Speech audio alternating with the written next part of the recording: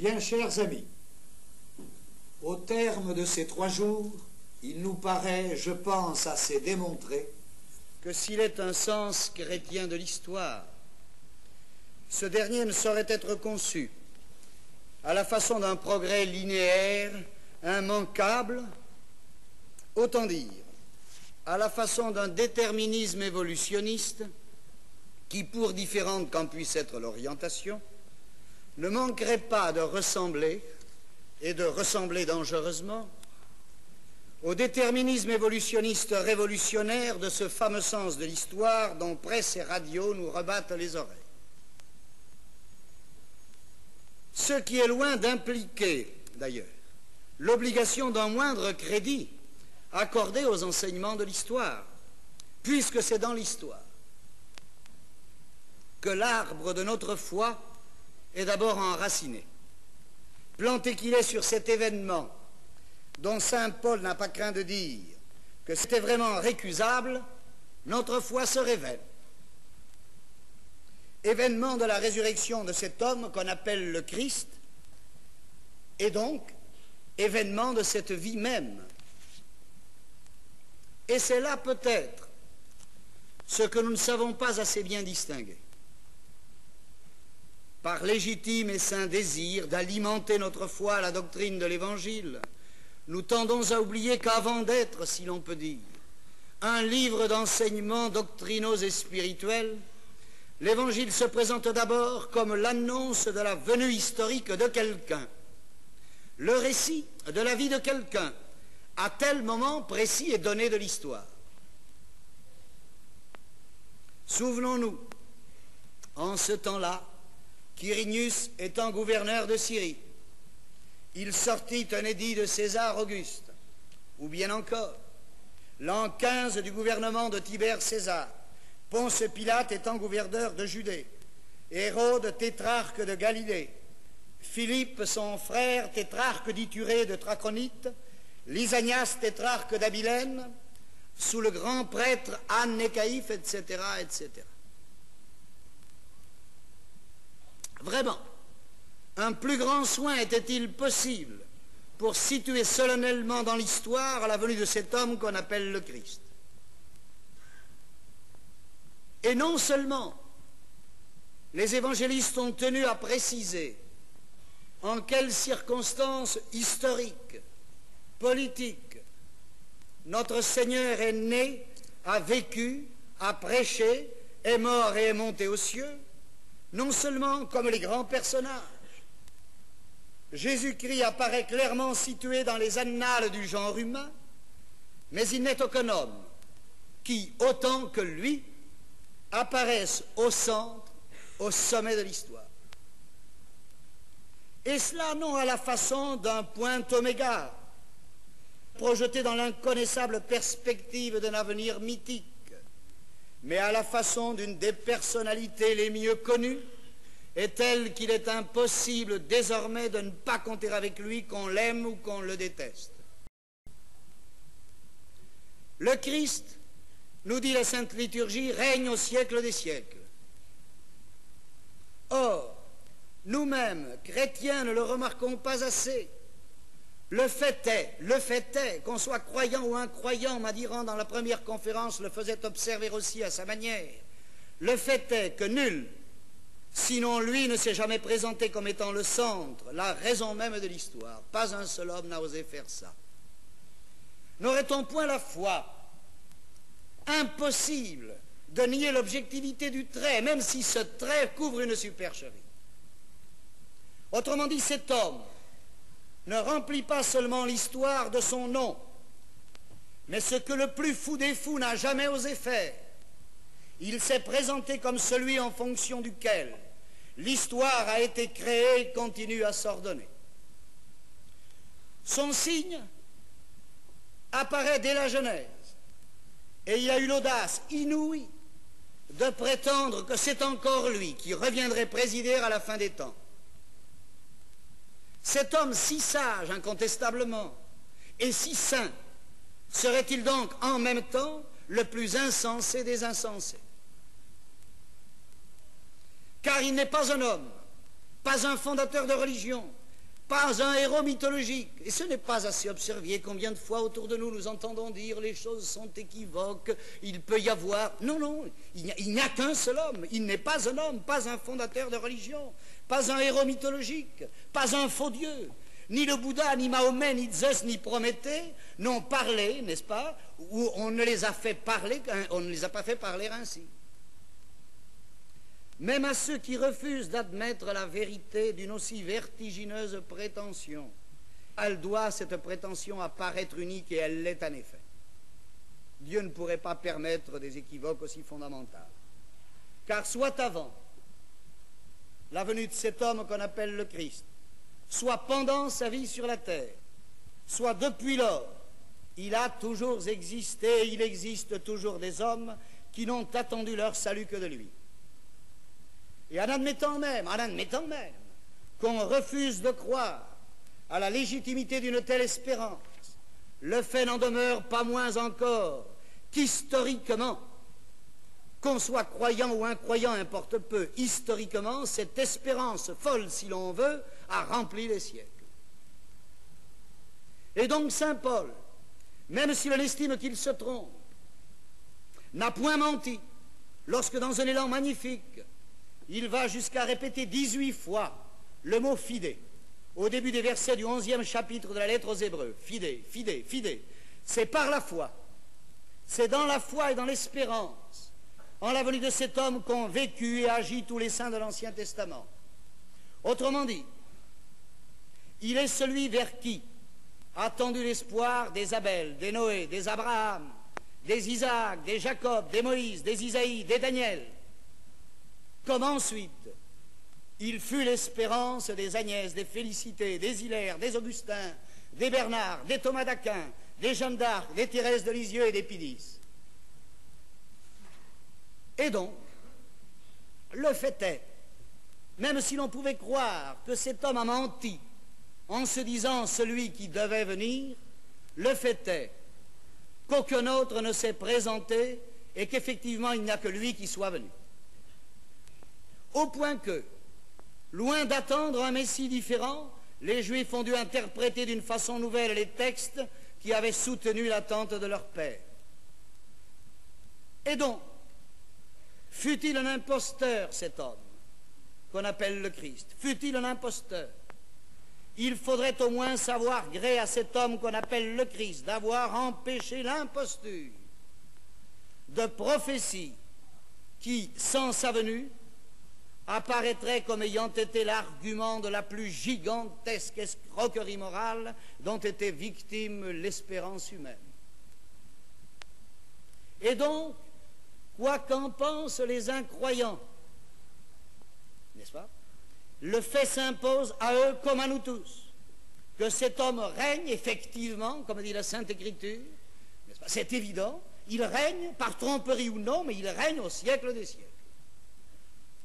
Et non seulement il règne sur l'histoire, mais l'évidence dit que dans son sillage, tout semble procéder de cette royauté sur le temps. Car s'il est vrai que beaucoup d'autres noms ont résisté à l'usure des siècles, ces noms ne survivent le plus souvent qu'à titre de souvenirs érudits. S'il est vrai que nous savons encore l'essentiel d'un mince système philosophique, moraux ou religieux conçu par tels penseurs antiques, ces systèmes ne sont plus guère admis qu'à titre de référence rétrospective et de vestiges émouvants, certes, des vicissitudes intellectuelles et morales de l'humanité passée. C'est dit qu'on peut aimer Platon, Aristote, Cicéron et combien d'autres, et tirer encore grand profit à les lire, mais au prix de quel déchet? Au prix de quel déchet? Je relisais Platon ces jours-ci, et qui oserait faire totalement sienne la pensée d'auteurs plus proches de nous, tels Proudhon, Auguste Comte et Marx lui-même, que les marxistes ont commencé par censurer. Leurs plus fervents disciples sous ces hommes ne sont-ils pas leurs premiers correcteurs, leurs premiers expurgateurs, leurs premiers réformateurs? Seuls, Madiran le rappelait au début de ce congrès. Seul le message de cet homme qu'on appelle le Christ continue à rester intact. Et s'il est vrai qu'on s'irait fragmentairement, hélas, cela ne tient pas aux insuffisances du message. Cela tient à nos insuffisances à nous. Cela ne tient pas au fait que l'Évangile soit dépassé. Cela tient au fait que nous sommes comme dépassés par l'Évangile. Effrayés que nous sommes, n'est-ce pas, de nous sentir dépassés par lui. Oui, comme s'il était bien le maître du temps et de l'histoire. Seul cet homme qu'on appelle le Christ a eu l'audace inouïe de prétendre que le ciel et la terre passeraient, mais que rien, pas un iota, ne passerait de ce qu'il a enseigné, annoncé ou prescrit. Et fait qui s'impose toujours, qu'on soit croyant ou incroyant. S'il est vrai qu'à maintes reprises, des réformes furent nécessaires dans les structures humaines de l'Église, Madiran nous en parlait encore. Ces réformes, pour être fécondes et saintes, ne consistèrent jamais à céder aux pressions de l'histoire, mais à dominer celle-ci, et comme à régner sur elle. À revenir, autrement dit, scrupuleusement à l'enseignement immuable et toujours parfait de l'Évangile. Raison de la perpétuelle jeunesse de l'Église. Car l'Église, enseigne Bossuet, c'est Jésus-Christ répandu et communiqué. Autrement dit, l'Église, c'est l'être même de Jésus-Christ, la vie même de Jésus-Christ, projetée, pourrait-on dire, dans les successions de l'histoire et la multitude des nations. Et donc, l'Église, c'est aussi bien, et parfois plus, une histoire à connaître, une histoire à méditer qu'une doctrine à apprendre. Comme le mystère de Jésus-Christ réside en ce qu'il fut, en ce qu'il fit, autant si ce n'est plus qu'en ce qu'il dit, à son tour. Le mystère de l'Église réside autant si ce n'est plus en ce qu'elle fut, en ce qu'elle est, en ce qu'elle fit, en bref dans son histoire, qu'en ce qu'elle professe magistralement. Autrement dit, l'intelligence et l'amour des choses divines et humaines qu'il nous est donné d'atteindre par l'Église ne tiennent pas seulement à l'étude, à la méditation de la doctrine. Cette intelligence et cet amour des choses divines et humaines qui nous est donné d'atteindre par l'Église tiennent aussi et parfois plus à l'étude, à la méditation de ce qu'est l'Église comme telle. Étude et méditation de ce qu'elle fut, de ce qu'elle est concrètement, de ce qu'elle a traversé, sur ce par quoi Dieu a voulu et veut toujours qu'elle passe, crises, épreuves, scandales, humiliations, écrasements, autant que ses triomphes. Comment une simple rectitude intellectuelle pourrait-elle être baptisée sens chrétien si ce sens du drame de l'Église lui demeure étranger? Or, pour mystique, qu'en soit l'enseignement, ce drame est d'abord historique. Drame analogue à celui de la vie et de la passion du Seigneur, qui sont aussi, n'est-ce pas, des faits historiques. Drame qui, beaucoup mieux donc qu'un enseignement exclusivement doctrinal, toujours schématique, abstrait, idéal, et combien l'ont répété à ce congrès, n'est-ce pas, ce danger d'une complaisance excessive dans les abstractions. Drame donc qui, beaucoup mieux qu'un enseignement exclusivement doctrinal, toujours schématique, abstrait, idéal, peut seul préparer à l'adoration convenable du mystère de l'action divine dans l'histoire et par l'histoire, mystère de la croix, mystère de la rédemption du monde, mystère de l'histoire de l'Église. Autrement dit, nécessité de connaître la doctrine, bien sûr. Notre réputation, je crois, de fervent assez vif de la doctrine établie pour qu'on soit sans inquiétude aujourd'hui sur mon propos. Mais encore et surtout, nécessité de connaître et d'aimer l'Église dans la plénitude de sa vie et donc de son histoire. Combien aujourd'hui sont troublés, se scandalisés même parmi vous, parce que leur sens chrétien est trop fondé précisément sur des abstractions, trop exclusivement principiel, idéal, comme nous disions à l'instant, attendu qu'il n'est rien de plus raide, rien de plus cassant, effectivement, que ce tour d'esprit purement théorique, purement idéal que beaucoup se font, n'est-ce pas, de leur catholicisme. Telle lutte, tel remous, tel scandale aujourd'hui nous ébranle, nous pousse d'autant plus à la révolte ou à la désertion que nous nous faisons de la vie de l'Église une conception tellement en l'air qu'elle ne résisterait pas une seconde à la moindre évocation de son histoire si nous la connaissions vraiment. Car si l'histoire de l'Église n'offrait que de rares exemples de défaillances internes, on admettrait que ce caractère exceptionnel leur enlève toute valeur et que le mieux est de les taire pour éviter de choquer sans profit à propos des presque rien. Mais quand on sait la place que tiennent dans les annales chrétiennes ces misères humaines, comment oser croire que tout cela s'y est produit par précisément de l'inadvertance divine?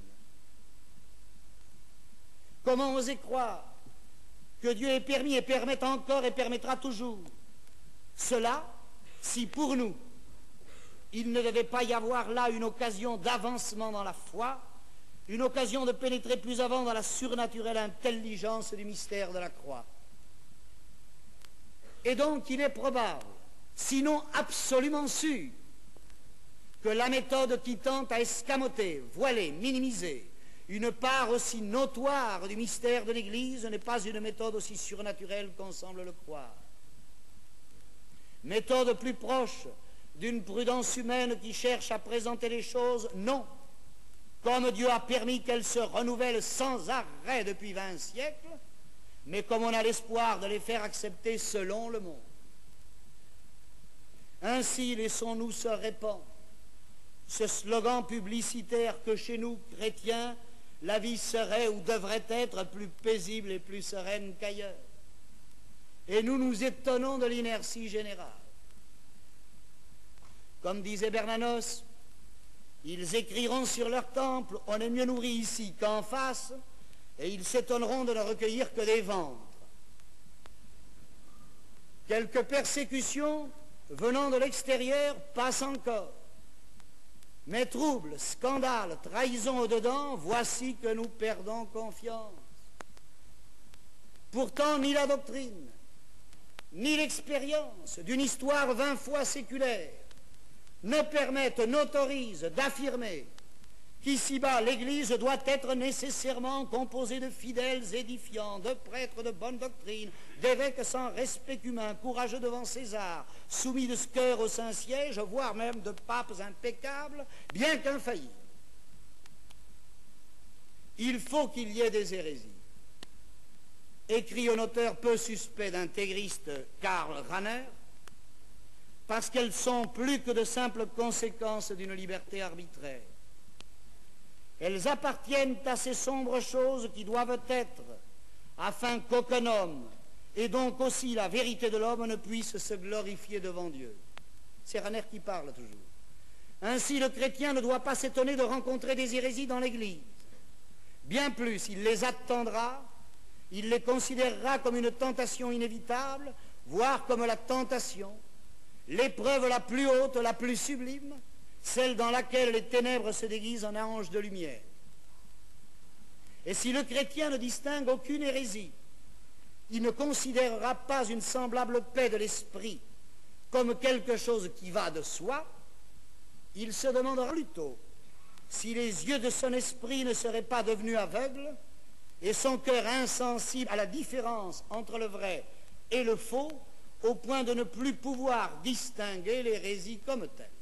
Fin de la citation de Rahner.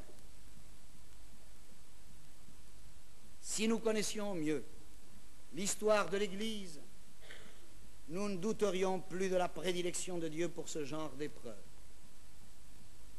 C'est donc manquer d'un sens juste du divin et des voies de Dieu que d'ignorer, taire, cacher délibérément ce que Dieu a si manifestement laissé surabonder dans l'histoire de son Église. Et remarquons-le,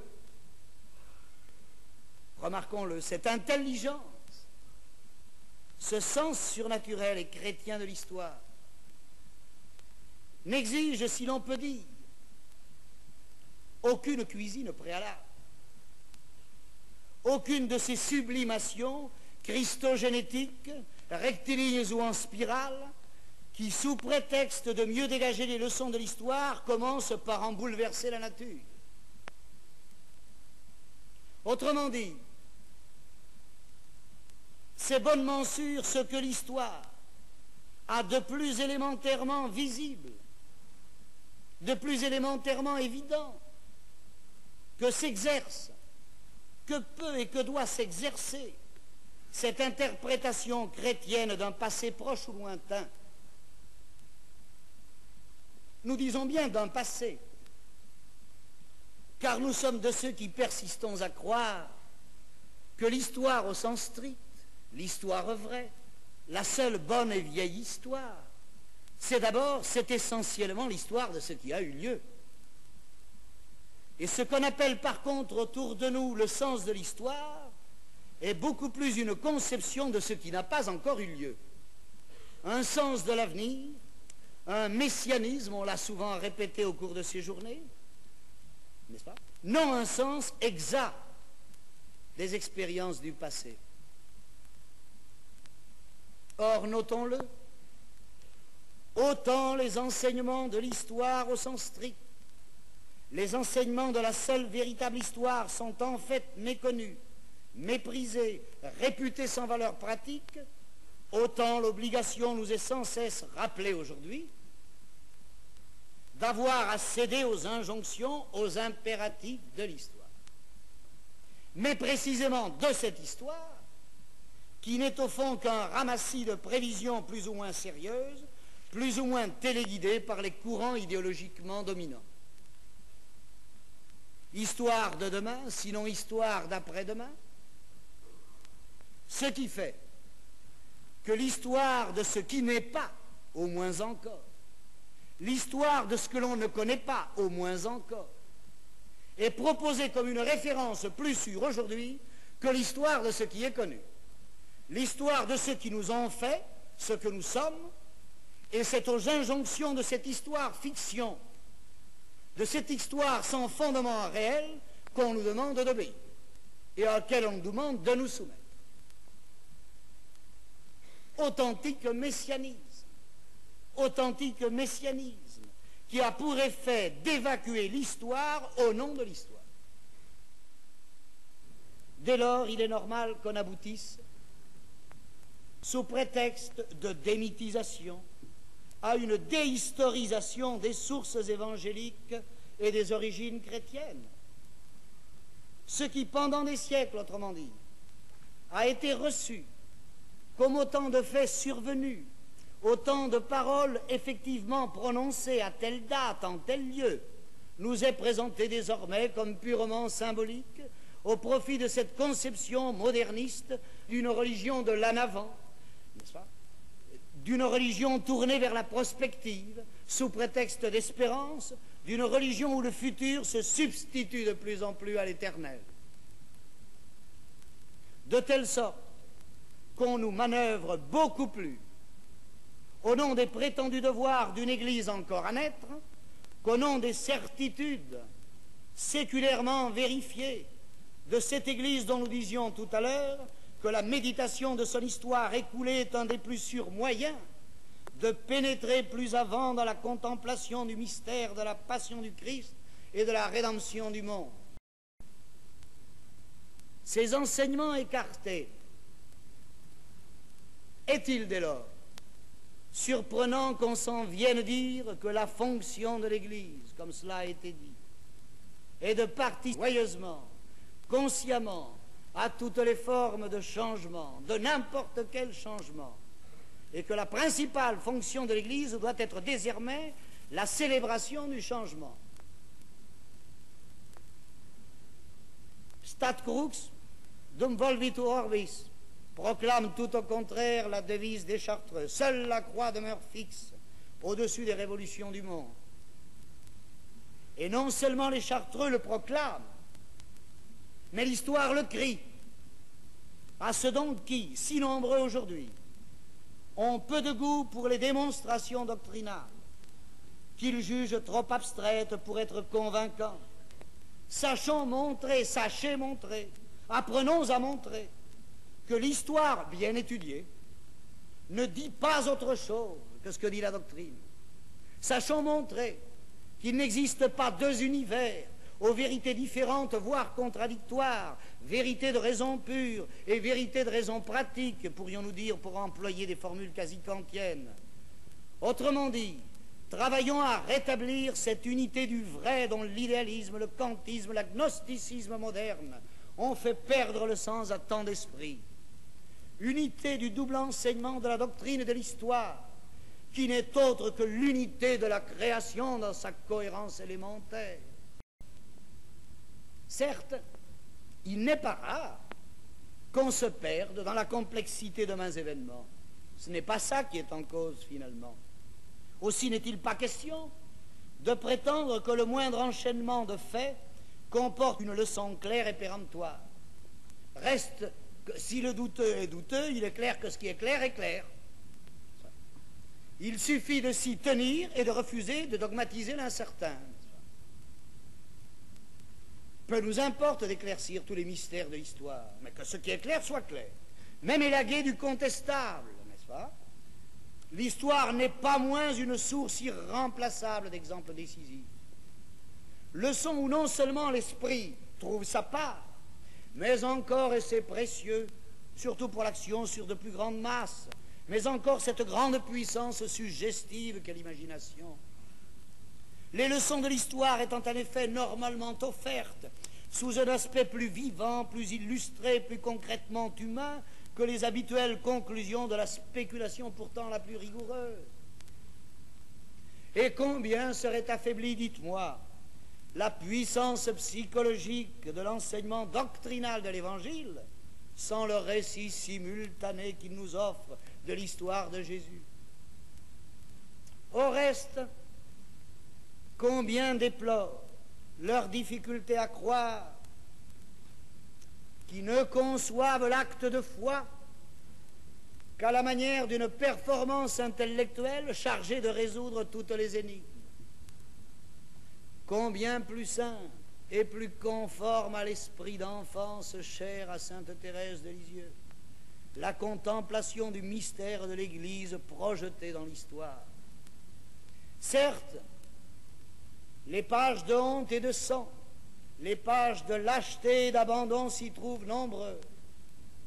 Mais l'Église, corps mystique du Christ, serait-elle, comme lui, universellement rédemptrice, s'y passait trop loin d'elle cet immense troupeau dont Bernanos a parlé dans La Grande Peur? Troupeau tenu, disait-il, rassemblé par l'habitude ou la crainte, pour qui le divin n'est plus guère qu'une sorte d'alibi à sa paresse, à son horreur de toute lutte virile. Mais qui le recueillerait sinon l'Église, ce troupeau? Ainsi voit-on, poursuit Bernanos, se presser autour d'elle, repoussant les saints sur le parvis, une foule de malheureux qui n'y viennent chercher d'âge en âge que le repos des honneurs ou des rentes, incapables de trouver ailleurs le pain de leur propre convoitise. Quiconque s'étonnerait de les voir là ressemblerait aux pharisiens sourcilleux, toisant d'un regard de dégoût le rabbi Jésus avec son escorte de béquillards, d'aveugles, de mendiants et probablement aussi de simulateurs. Car l'Église n'est rien moins que le panthéon des grands hommes, mais sous la rage de la pluie et du vent éternel, le refuge où la plus misérable espèce vient recevoir de Dieu et de ses saints, jour après jour, de quoi subsister vaille que vaille jusqu'à l'éternel pardon. Voilà la fin de la citation de Bernanos. Et tel est bien effectivement le premier volet de ce diptyque du mystère de l'Église projeté dans l'histoire. Le premier volet, celui qui correspond, autrement dit, à la description d'Isaïe, nous ne l'avons pas reconnu.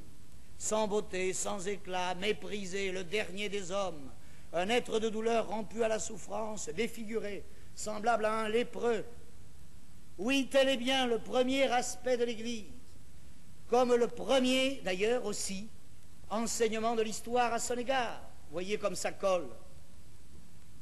Mais de même qu'il est un autre aspect, le grand, le véritable, l'éblouissant aspect du mystère du Christ et de l'Église, de même, l'histoire ne laisse pas d'en présenter un autre aussi. Cet autre qui est aussi le grand, le véritable et l'éblouissant aspect qui fait, autrement dit, de cette Église, submergée par les béquillards, les aveugles, les mendiants, les simulateurs dénoncés par Bernanos, l'épouse radieuse et virginale, source de sainteté dans la vie privée, source de civilisation, d'ordre et de paix dans la vie publique, l'Église mère des libérateurs d'esclaves, mère institutrice des peuples barbares, mère des moines, des fricheurs, agriculteurs, bâtisseurs et éducateurs, l'Église mère des cités-refuges du Moyen-Âge, mère des hôpitaux et des orphelinats, l'Église mère du respect de la femme et de l'honneur familial, mère de l'esprit chevaleresque, mère des seules mesures, l'amiral Ophand nous le rappelait l'an dernier, mère des seules mesures qui firent reculer effectivement la guerre, les heurts. L'Église, mère des écoles répandues partout et pour tous, mère des universités, mère de ces docteurs dont Condorcet lui-même fut contraint de reconnaître qu'on leur doit toutes les notions essentielles de la métaphysique et de l'épistémologie. L'Église seule a professé encore aujourd'hui l'objectivité de la connaissance intellectuelle contre tout l'agnosticisme plus ou moins complet de l'idéalisme, du sensualisme, du positivisme contemporain. L'Église mère des plus nobles figures de souverains que le monde ait jamais connues. L'Église mère des encycliques sociales, mère protectrice des droits de la personne contre les totalitarismes modernes, mère protectrice des corps intermédiaires, mère protectrice des sources de la vie contre le néo-malthusianisme, l'avortement, la stérilisation, l'euthanasie. L'Église mère protectrice des arts, mère du grégorien, mère de nos basiliques et de nos cathédrales. L'Église mère des saints, mère des apôtres et des martyrs. Pour une troupe de béquillards, d'aveugles, de mendiants et de simulateurs, qui dit mieux? Qui dit mieux? Mieux par la constance de la durée. Tout est à observer. Ça n'a pas été qu'une période heureuse d'une époque. Dans toute la durée, par la constance de la durée. Mieux par l'universalité des réalisations, pas une seule, et non pas une seule spécialité. Mieux par la qualité, l'héroïcité des services rendus. Or, comment? Sinon par une méditation pieuse de l'histoire de l'Église. Prendre une conscience assez vive de ces deux aspects du mystère de l'Église. D'une part, l'évidence d'une misère indécrottable, fondamentale, originelle, au sens du péché originel. On l'oublie. Mais l'histoire le crie, si même au bout du compte la doctrine ne l'affirmait plus. D'une part, l'évidence d'une misère indécrottable, fondamentale, originelle. Et d'autre part, cette évidence tout aussi nette du salut, du rachat, de la rédemption de cette misère, par des moyens dont il faut redire avec saint Paul qu'ils sont folie et scandale aux yeux du monde. Mais que serait, dites-moi, la rédemption? Que serait le divin rachat? Pensons-y. Que signifierait la rédemption? Que signifierait le rachat? S'il ne consistait pas à sauver précisément, à racheter ce qui incontestablement, comme dit l'Évangile, était ce qui était perdu. Vérité qu'une profonde méditation doctrinale peut atteindre, certes, mais comme l'étude de l'histoire l'illustre davantage, cette vérité, comme l'étude de l'histoire lui donne plus de relief et plus de vie, et comme nous devient plus sensible ce que le cardinal Journet a dit avec tant de bonheur, toutes les contradictions, car bien sûr, il semble qu'il y ait là une contradiction, mais comme le dit le cardinal Journet, toutes les contradictions sont levées dès qu'on a compris que les membres de l'Église pêchent, certes, mais c'est eux qui sont à sauver, sapristi. Dès qu'on a compris que les membres de l'Église pêchent, certes, mais en tant qu'ils trahissent l'Église, que l'Église n'est donc pas sans pécheur, mais qu'elle est sans péché. Or, cette distinction précisément, au plan social, cette différence est radicale entre un mal dû à une faiblesse, à une malice individuelle qui font qu'on ne vit pas, hélas, selon les principes affichés. Saint Paul s'en plaignait déjà. Et cet autre mal, qui est le nôtre, le mal moderne, qui lui est commis au nom des principes, ou en tout cas sans qu'il y ait contradiction avec ces derniers. Différence radicale entre ce mal qui, selon le mot du cardinal Pi, a son principe dans la loi et qui en découle, et cet autre mal, commis malgré la sainteté des principes, par seule indigence de l'homme pécheur. Voilà ce qu'avec des ressources d'illustrations incomparables, l'histoire n'a cessé et ne cessera pas d'enseigner. D'une part, donc, les séquelles pitoyables d'une chute originelle, Marcel Clément nous le disait hier, dont on voit assez que la plaie s'en prolonge de génération en génération. Et d'autre part, la magnificence non moins évidente de l'action divine, de l'œuvre de l'Église parmi les hommes et malgré leur misère. Histoire donc qui confirme, qui illustre simultanément et ce que la doctrine révèle sur l'indigence de l'homme déchu, et ce que cette doctrine dit aussi des possibilités de l'homme pour peu qu'il respecte l'ordre divin et soit fidèle aux impulsions de la grâce. Histoire qui, si elle éclaire d'un jour si souvent tragique les possibilités du mal, et nous en savons quelque chose, ne révèle pas moins les incomparables ressources, les merveilleuses revanches de la vérité, du beau et du bien, et l'amiral Offand, en tant que Pierre Virion, nous en ont parlé.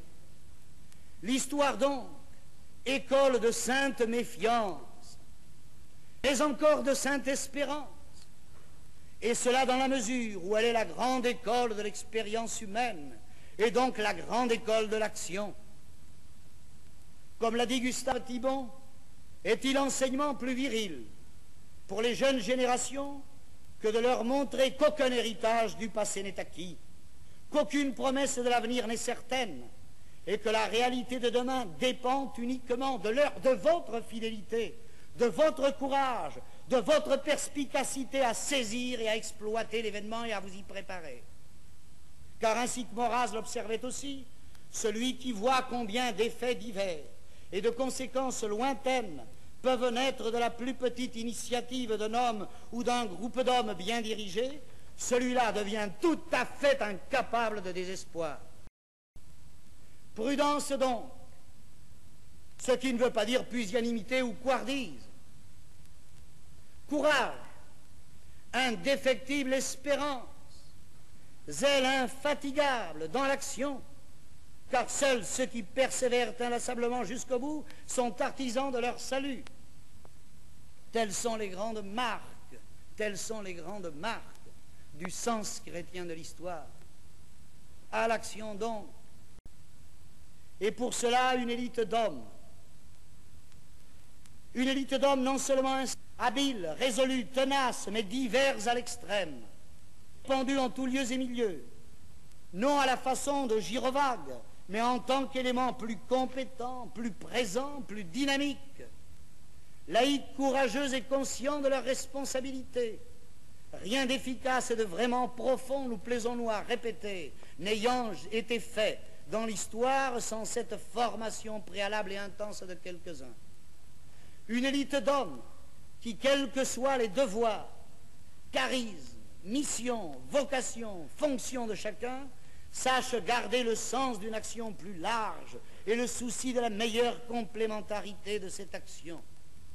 Une élite d'hommes qui, pour engager qu'ils soient en telles actions diverses, n'entretiennent pas moins au-dessus de ces dernières, et quels que soient d'ailleurs les conflits auxquels ils peuvent se heurter à ce degré, mais qu'ils entretiennent un esprit générateur d'union, de concertation, non pas sur un vague syncrétisme, mais par intelligence réciproque des diverses options et de leurs spécificités, favorisant ainsi la complémentarité et la solidarité des initiatives.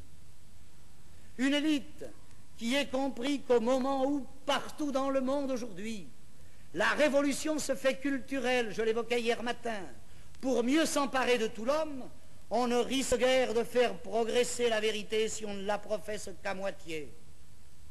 Jamais conversion ne s'est faite, soyez-en sûrs, sur proposition d'un minimum. Jamais un grand élan n'a été provoqué par des rudiments mal cousus de doctrine. La vérité n'est enthousiasmante que si elle apparaît dans la splendeur de son universalité, doctrine catholique, confirmé par l'histoire. Si nous osions vraiment demander, il nous serait donné. Si nous frappions vraiment à la porte, il nous serait ouvert. L'Évangile le prétend, y croyez-vous? Et ne risquons-nous pas, au contraire, de mériter de nous entendre dire ce que la mère du dernier roi mort de Grenade put lancer à son fils quand il dut quitter sa capitale devant l'avance victorieuse des armées d'Isabelle et de Ferdinand? Il est inconvenant de pleurer et de trépigner comme une femme quand on est en train de perdre ce qu'on n'a pas eu la volonté et la ténacité de défendre comme un homme.